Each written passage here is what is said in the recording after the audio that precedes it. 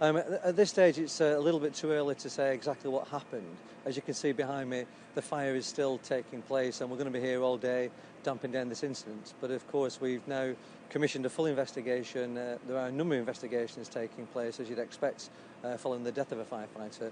But the investigation into the cause of the fire is taking place, and we've brought in a neighbouring fire and rescue service to undertake that investigation to ensure that we leave no stone unturned, and it's a proper, full, open and thorough process. I met all the crews who we took off the incident last night about 1 o'clock in the morning. We had what we call a hot debrief of all our personnel just up the road in one of our fire stations.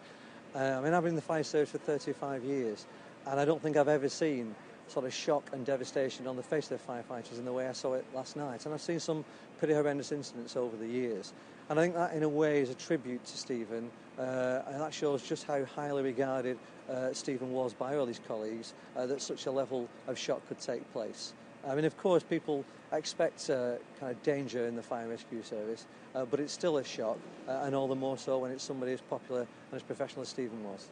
I mean, it's a very complicated building. It's got all kinds of products stored inside the building and all kinds of different rooms and corridors, different levels. It's a bit of a labyrinth inside the building, and that made getting access into the building incredibly difficult. And we had, within an hour, we had over 60 firefighters and 12 fire appliances tackling this blaze.